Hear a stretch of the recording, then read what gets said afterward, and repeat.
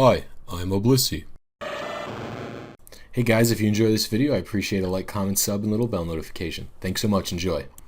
Yo, what's up guys? I just wanted to go over my thoughts on some of the sword and shield stuff. This trailer was super interesting, and it didn't give away like too much. So I just want to go over some of like the stuff I thought about. We'll start with the Pokemon because like that's the obvious thing, right, to go over is some of the new Pokemon we got.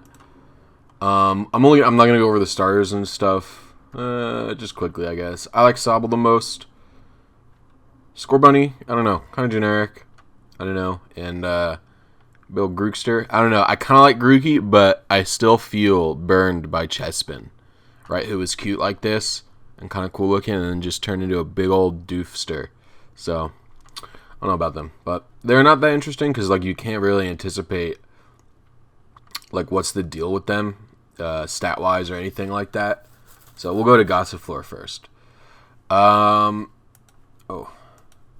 It's got a new ability, Cotton Down, which I think is like similar to like Tangling Hair, where if it gets hit, it lowers the opponent's speed. So not the great ability, not that bad, I guess. But Regenerator, obviously a super sick ability. And it evolves into a super sick Pokemon. This is also super cool. The way they're like flying around over here. I hope, like atmospherically anyway, it's fun like out there like that. It reminds me of Lilligant, which is a Pokemon I love. I love Lilligant to death. But its evolution, however, I wasn't like too keen on this thing at first. When I first saw this thing, I was like, I don't know about this. But the more I'm looking at him, I'm digging it. This thing is so funny looking. I don't know what it is. I love it.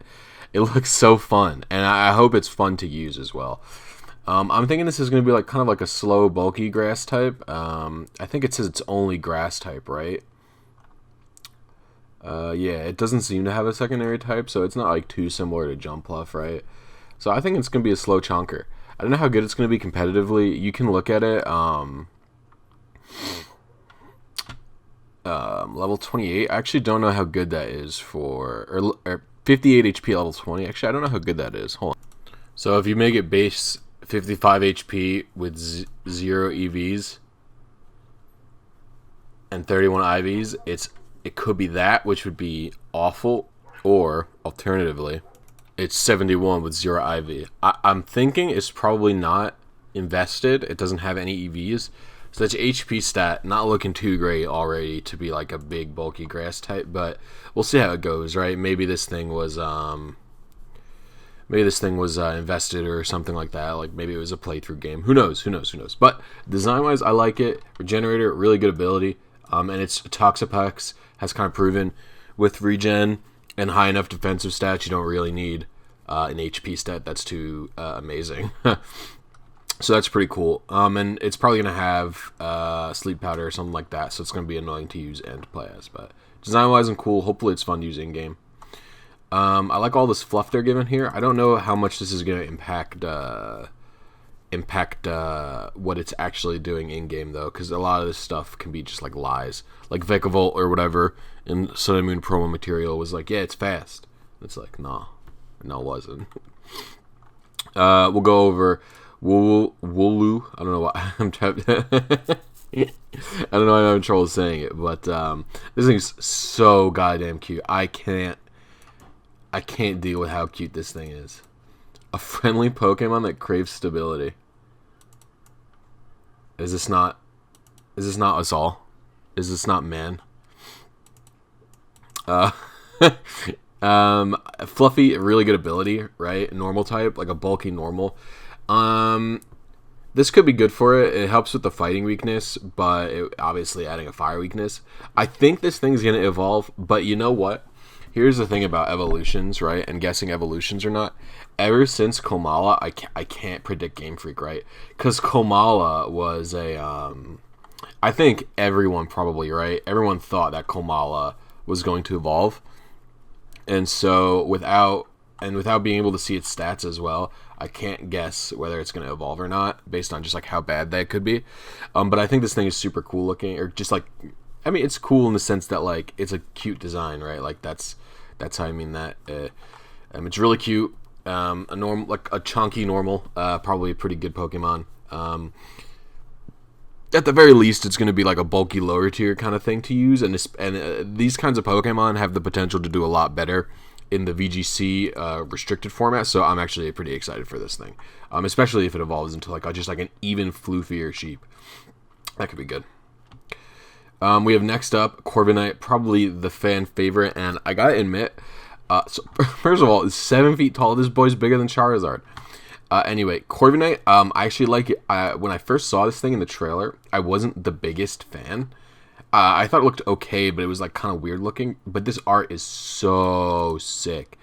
It's Corviknight's in-game model. I think it's a little bit worse, but the art is just so sick. And so maybe I'll feel different when I see it like on my own Switch. Do you know what I mean? But it's going to be powerful. I think this is not going to evolve.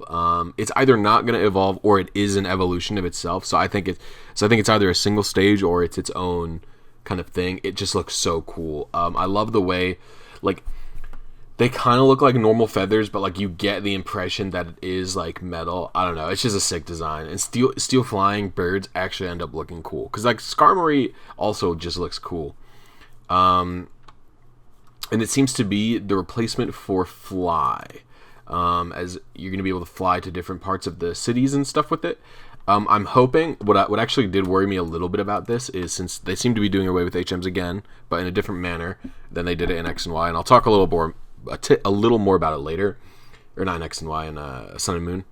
I'll talk a little more, wow, help, I'm tired. Basically, what I'm worried about is you're going to have to, a mild inconvenience, I suppose. You'll have to walk to a specific section of every city in order to use this thing.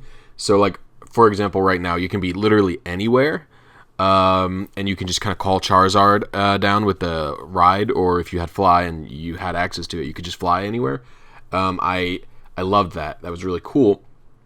But, and even though they did only send you to... even in the modern games, actually, now that I'm looking at this, now that I'm actually thinking about it, you could even fly to, like, it was in Omega Ruby Alpha Sapphire, you could fly to any route that you'd been to, or pretty much any route, I think. And then in Sun and Moon, it had, like, little specific markings. So, like, if it wasn't a Pokemon Center, it was, like, an important building or an important part of the game. So you could fly to like the front of the Aether Foundation, or you could fly to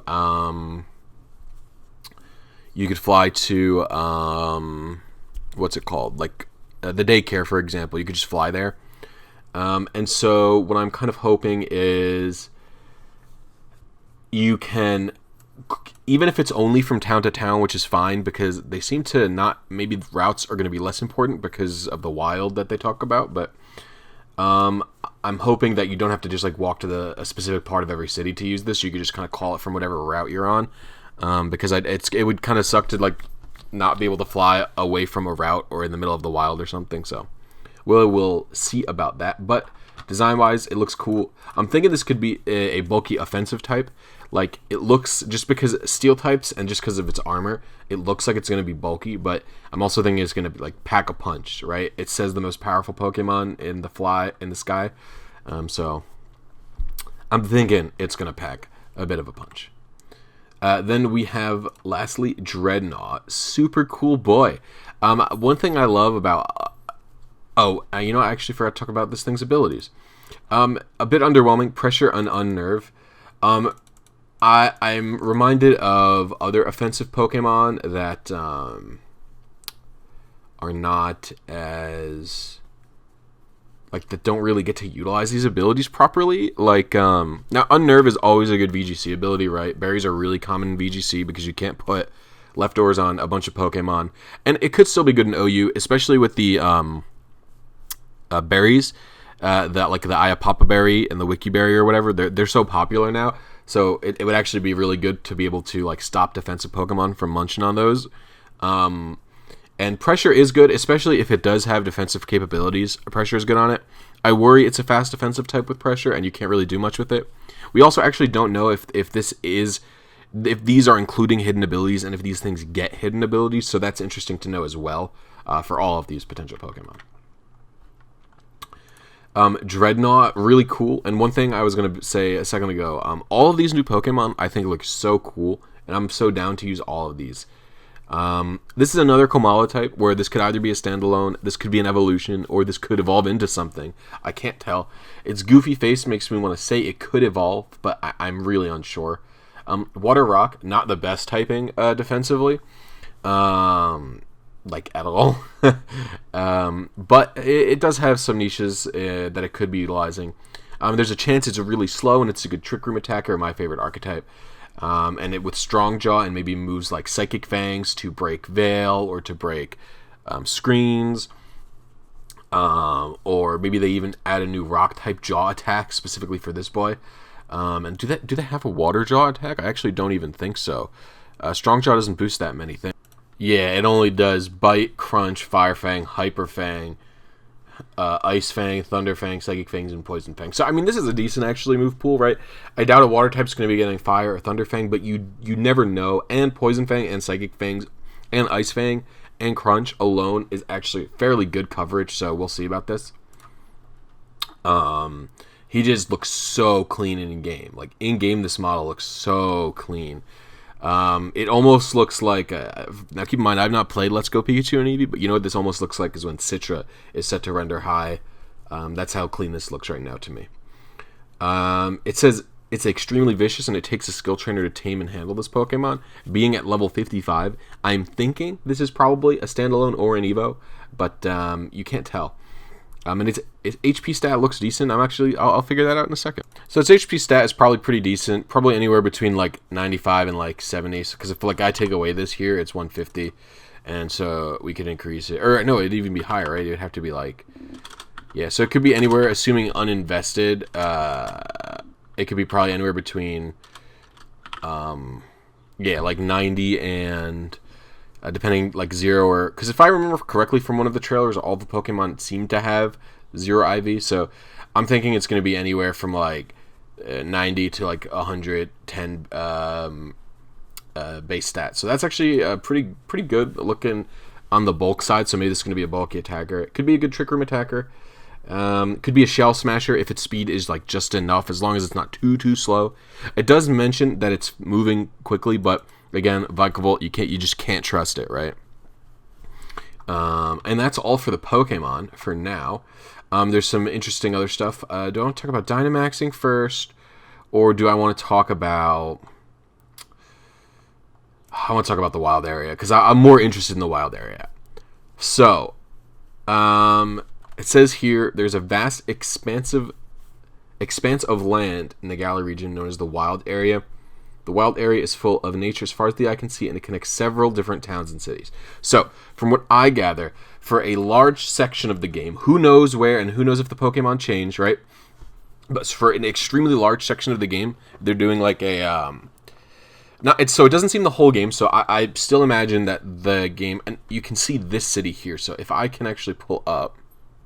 Okay, so on the... Oh, this is the wrong map. Haha.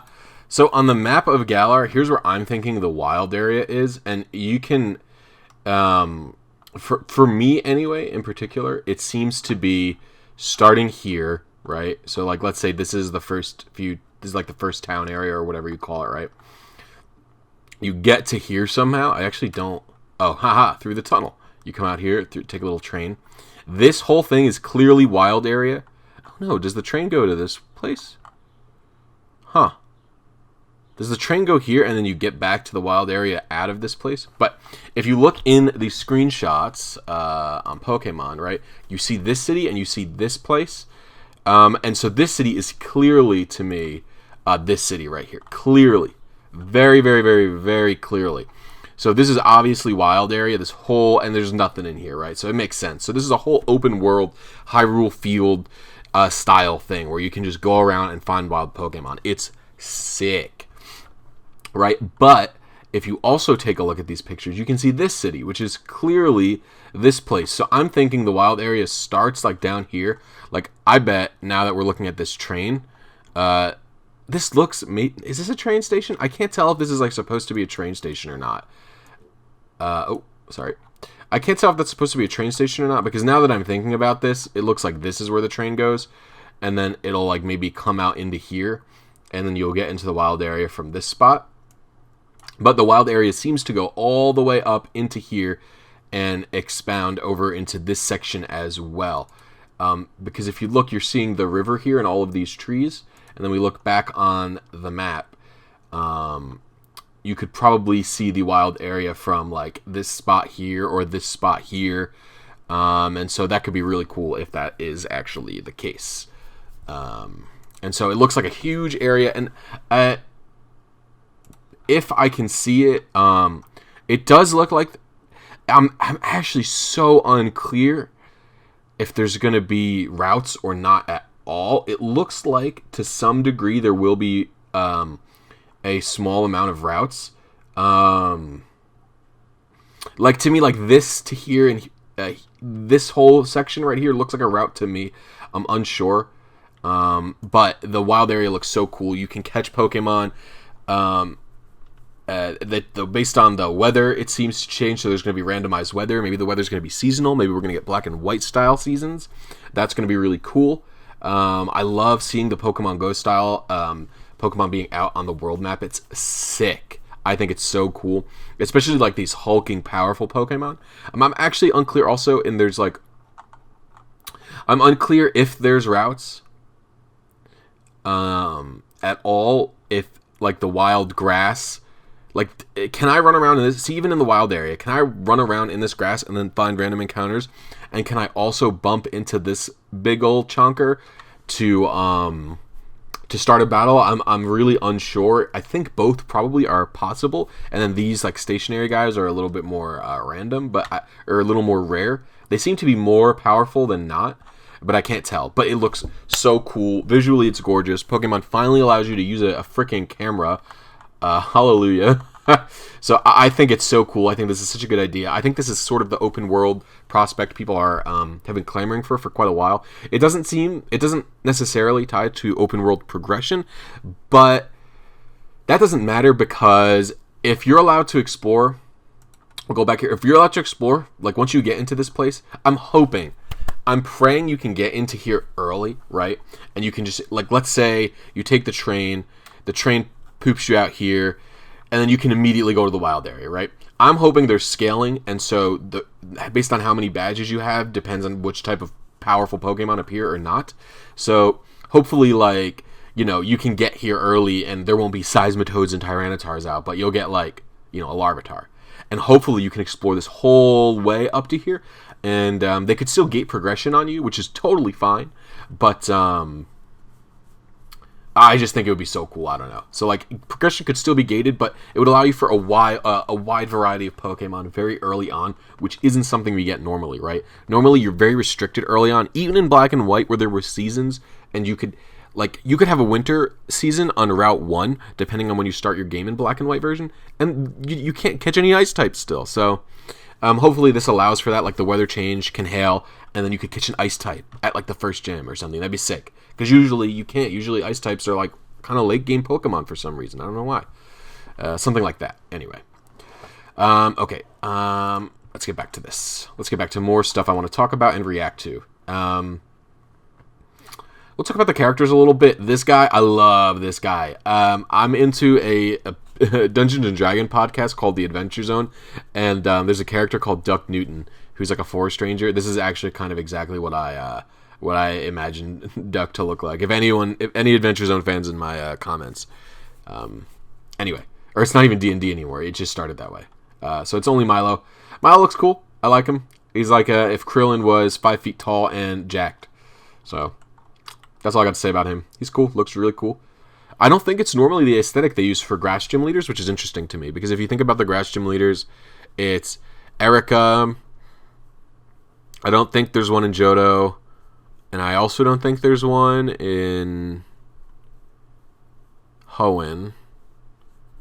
I just beat Hoenn. Yeah, I don't think there's one in Hoenn. There's one in DPP who is also... She's like kind of a tomboy, but she's not like jacked. She's not like a big ripped dude. I also don't think there's one in... Oh, no, there is. In Black and White, it rotates. It's one of the nerdy boys. And then in Gen 6, there also one is, but it's an old guy. And then back in Gen 7, it's not Gym Leader, but the Trial Captain's like a little, like, cute little girl again, so... we'll go to the other characters, though. Hello? Where's the... Oh, here we go. I didn't even realize it kept going. First of all, protagonists. Very good designs. I think I like the girl right now a bit more than I like the boy. The problem is I can't tell. It's all based on like what kind of haircuts and stuff you can get. I don't love like... I don't know. I don't love his big old backpack. And her starting outfit I think is much cuter than his. And I like the little beret on him rather than like his funny hat. I do like that his funny hat matches her funny shirt, or her little sweatshirt thing. Is this like a... Is she supposed to be blonde here, or is this like white? I'm digging the white hair. That's really cool. But all of them look pretty fly. But I think I'm leaning towards playing as a girl PC right now. But this could be a gen where I get both games and I play as a male and girl PC. Because some gens I don't, right? Some gens I just exclusively play as one or the other. Leon, he looks cool for a champion. I like his design a lot. It's like kind of a kingly design plus soccer player. Really cool, but you don't know too much else about him. He's undefeated, so I'm hoping he's difficult. I don't love that he's got a Charizard. I wish he had like whatever, like just new Pokemon, you know what I mean? But hey, what can you do? Hop. What's this pose? What is this pose?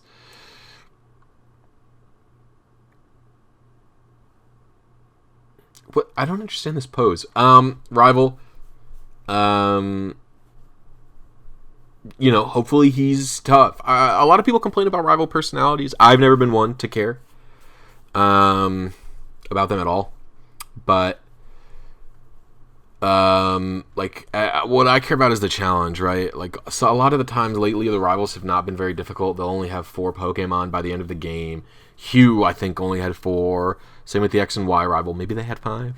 How wasn't that tough in Sun and Moon? He got a lot tougher in Ultra Sun and Moon, so hopefully they just make it more difficult. The Professor Magnolia, I think, if I'm correct, this is the first mainline professor who's not named after a tree. Because we've had oak, elm, birch. Oh no, who's the professor in Diamond and Pearl? Uh-oh. I was in the middle of Googling it, and then it came to me, it's Rowan. Then Juniper, 2 Junipers, really, because her dad's in that game as well. Sycamore and Kukui, I don't know how to say it properly, but they're all trees. So she's the first mainline professor that's not a tree. That's the most interesting thing I have to say about her. She studies the new regional gimmick, which is the Dynomax phenomenon. Her, what was this, granddaughter or something? Granddaughter of Professor Magnolia. Cute design, really like it. Also seems to be studying the, maybe playing a similar role to Bianca in Black and White 2, where she's the professor's assistant, so. Looks cool. Doesn't do much to say besides her design's cool, and hopefully she's not like a hand-holdy type Kukui character where she follows you around the whole game and tells you exactly what to do, and you can actually just like kind of walk somewhere without being bothered. Okay, we can go to the Dynomax phenomenon. So this is something I'm not sold on, but I'm not super against. I think my main gripe with it as of right now is, how powerful is it going to be? Because you get this band, right? So this is just like Mega Pokemon so far. This is how you execute it. But the max moves all turn into, essentially, if you ask me, they turn into Z moves, right? Or thereabouts. So they turn into more powerful versions of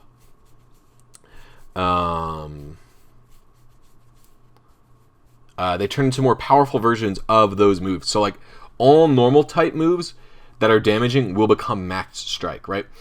Max overgrowth is going to be all normal type grass moves, and I bet it'll even just change between physical or special.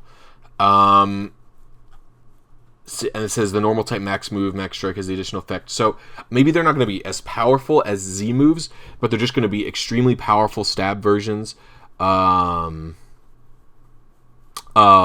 all the attacks that you have. And it just says max guard. Both. So are all status moves, like growl and taunt, both become max guard? So I wonder if all status moves are just going to be max guard, which would be lame. But so I don't know. It seems like a attempt to combine Z moves and Mega Evolutions into one concept. Here's what I don't understand about this. So Dynomax, whatever. What I'm trying to look is they get a boost in power. So obviously, I'm assuming boost in power isn't just talking about the moves, but their overall stats increase as well, and it's only for 3 turns. So it does seem interesting. The thing is, I'm sort of sick of these one-time use gimmicks being added into every single new generation since Megas. I love Megas. I think all the Megas look pretty unique. They're pretty interesting to use. The biggest issue with them is that you can't use, items with them, which sucks. But there was it was a pure balance decision. But we'll see how it plays out if they continue power creep. But I do end up liking Megas overall. Z moves, I'm 50-50 on. And Z moves are actually something that potentially could not return. I can't ever see Megas not returning, and the reason for that is because they're actual Pokemon, right? Game Freak's never left a Pokemon behind before like that. Like. What they've left behind very specific things, like the costume Pikachu and Notch-eared Pichu are the only ones that I can even think of that got left behind in Generations, which is very disappointing. So I don't see Megas ever not returning, especially since they went out of their way to include them in Let's Go Pikachu Eevee, where there's no held items. I think people just like the alternate forms of Megas too much. Z moves, though, Z moves are much, much less unique. They're much more akin to the stones. So there's a chance those could be left behind, but I'm unsure. And I don't love the idea of having these 3 powerful Megas were cool because they were a one-off, right? Z moves were also sort of cool because they're a one-off, but they kind of clashed with the Megas design. But there was a specific kind of Megas can't use Z moves kind of thing. But now there's this competes with Megas, competes with Z moves. And all of these moves are kind of weaker Z moves that you can use multiple times. I don't know. It's interesting to me. This is the kind of thing, and I don't they're giant, which is cool. But the thing is, this is the kind of thing I'm gonna have to see how it plays out in battle, because I also wasn't thrilled on Z moves when I first saw them, but when they came into the game and when I was able to use them, I actually liked them a lot more. So we will see about that. Oh, and the last thing I'll just briefly comment on is Legends. Don't know too much about them. I don't even think we know their typing. I think it's maybe safe to assume they're both Steel type, but who knows? I think they look super cool. I wasn't sold on Zamazenta in the cutscene, or Zamazenta. I wasn't sold on it in the cutscene, and I was sold on Zacian in the cutscene. However, they both look sick in this artwork. So I am excited to catch both of them. I like the Sword Dog a little bit more than I like the Shield Dog. But I'll probably get both games eventually anyway. And I don't think there's much else to talk about. But the quick thing is the raids that involves Dynomaxing. The raids look so cool. In fact, I would actually like Dynomaxing a lot more if it was something that was only from the raids, right? You catch raids Pokemon like that as Dynamaxed Pokemon. If it was only wild NPCs had it to catch in raids with your friends, I actually would think I'd be 100% down on it already.